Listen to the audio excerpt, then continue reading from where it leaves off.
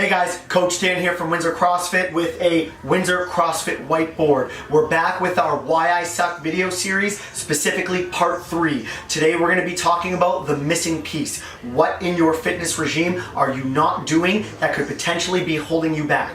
To start, let's do a little recap. In the previous videos, we discussed, number 1, the basics of the energy systems, laying a solid and simple foundation to build upon for the rest of our videos. In part 2, we took what we learned from the energy systems and we related them specifically to CrossFit and to fitness in a practical and applicable way for you guys. Basically, what we're trying to do though with both of those videos is use them as a stepping stone to get to kind of the juicy stuff, which is what we're going to highlight today. Highlight the importance of the next energy system and identify what you're missing. So in this particular video, we're going to pick up right where we left off, and we're going to identify, underline, and make a case for the forgotten and arguably the most important piece, system, or pathway for overall fitness. Now, that is the oxidative pathway. As mentioned in the previous video, this pathway is easily the most misunderstood, undertrained, and frankly underappreciated for many in the CrossFit and fitness communities in favor of high intensity. Now, don't get me wrong, high intensity is awesome. It's potent. It's the independent variable that drives results. It is absolutely vital. It also produces tremendous systemic effects and is necessary to a fitness program, but not for all, especially, certainly not all of the time. Now, we must regularly train the aerobic pathway, the aerobic system, to maximize our competitiveness as athletes or as fit individuals. And we need to also use the aerobic system to mitigate the stress of constant high intensity training.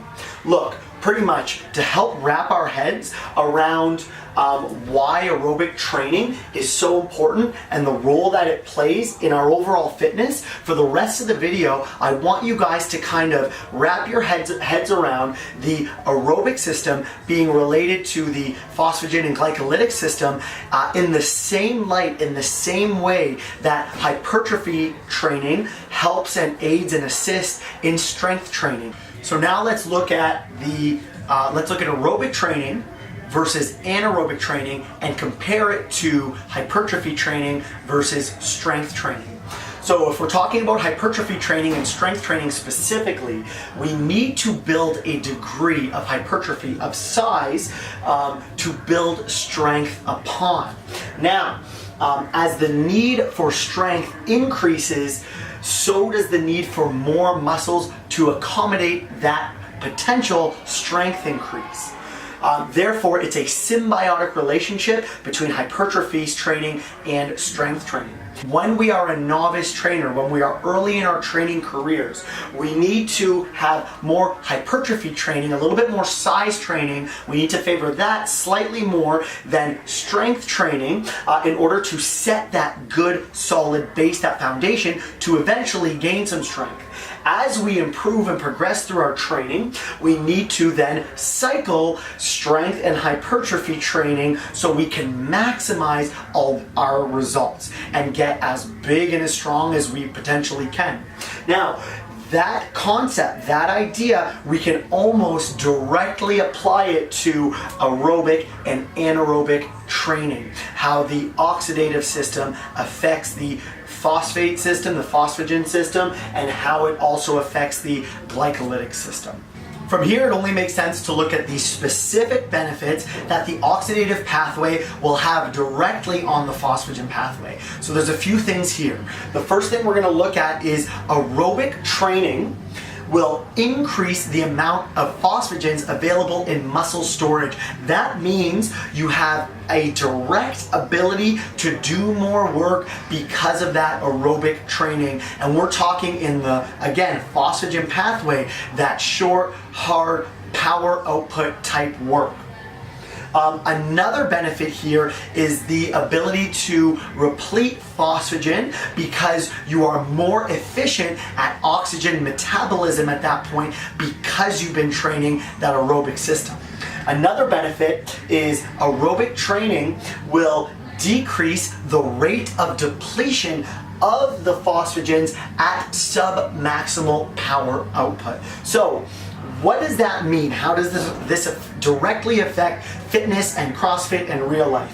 What that means is if we have two athletes with equal strength moving sub-maximal loads repeatedly, i.e. what is done in CrossFit very, very often, the athlete with the superior aerobic development will win that bout. Now we can switch gears from the oxidative pathway and its effects on the phosphagen pathway to the oxidative pathway and its effects and benefits for the glycolytic pathway. Now, specifically, the oxidative system supports glycolytic processes. Specifically, having aerobic training that directly increases the glycogen concentration in your muscles.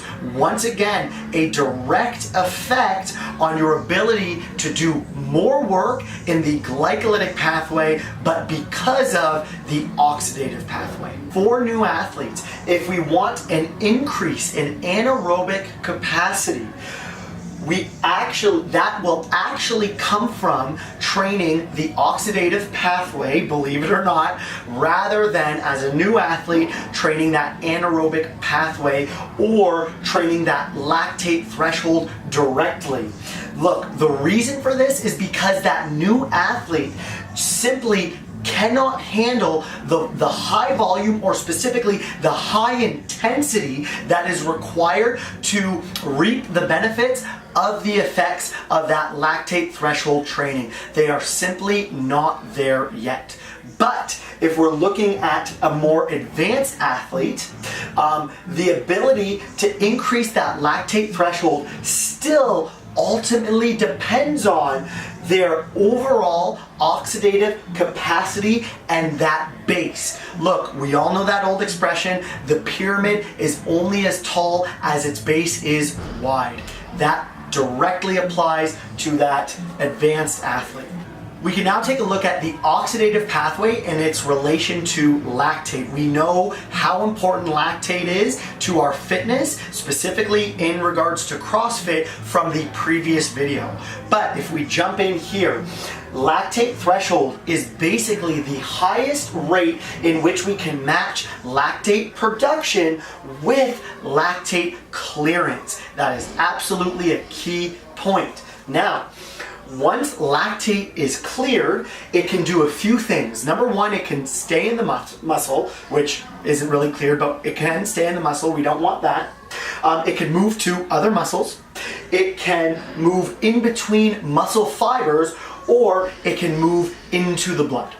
What we're getting at here is that the oxidative pathway is the vehicle that clears lactate, and it does this specifically in three ways. Number one, through an increased cardiac output. Number two, through increased capillary density. And number three, through increased mitochondrial capacity. Now, let's dive into each of those individually. We're kicking it off with increased cardiac output. What this means is the amount of blood that your heart pumps out per minute. Look, if we have better circulation via cardiac output, we have better lactate clearance. Now, number two, we're looking at increased capillary density. So more capillaries surrounding the muscle fibers, the more dense that is, the higher oxygen into the muscle and the more amount of lactate clearance out of the muscle, which is great. And then finally, we have number three, increased mitochondrial capacity. Now, mitochondria can take in lactate and they can use it as energy. Super cool, super beneficial for anyone trying to be fit. Now, so if we have a higher mitochondrial capacity, we have an increased lactate processing rate. And you have all of those things by choosing not to skip that 10K run that's programmed every once in a while. Okay, listen, if you're still not convinced, let's take a look at the Tabata study. A study kind of held in the light showing the benefits of anaerobic training on everything. Let's break that apart real quick. So in the Tabata study, we had Group A and Group B. Group A did 5 times a week of 60-minute steady state kind of classic aerobic training at about 70% of their VO2 max. Group B, on the other hand, did 4 times a week of Tabata intervals. Now, Tabata interval being 20 seconds of work, very high intensity, 10 seconds of rest. Usually you repeat that 8 total times. So they did that 4 times a week with 1 day of the week dedicated to 30-minute steady state aerobic training, again at about 70% of their VO2 max. It's also worth mentioning, if I did not, that the Tabata intervals were high intensity and they were done at about 170% of that individual's VO2 max. Let's look at the results here.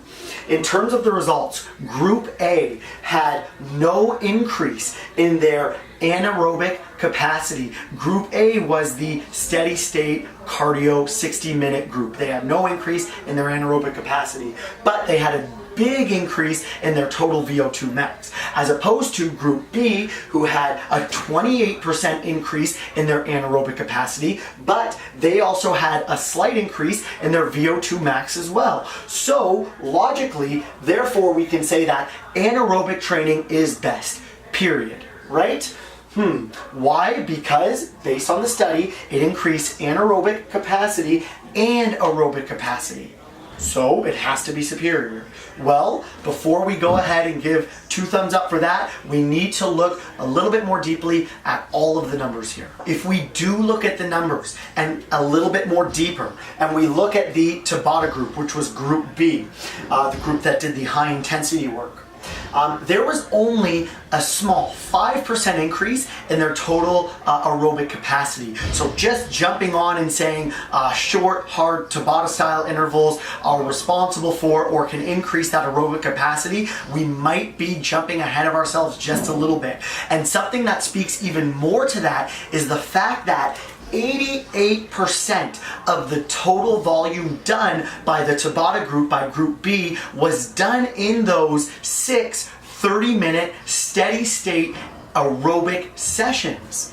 That with numbers that big and volume that significant, we simply cannot ignore them and jump to conclusions too quickly. So it is probably safe to say that an increase in aerobic fitness is the foundation for an increase in anaerobic fitness. If we want to kind of dig something out of that study, that would probably be something safe to say moving forward. So look, that's it for me, guys, for this session of Why I Suck. We have some more coming up to give you guys. So look, we've identified that oxidative training, aerobic, steady state training is important and it should not be neglected. It shouldn't be the workout that you're constantly skipping. It is very important for several reasons identified here.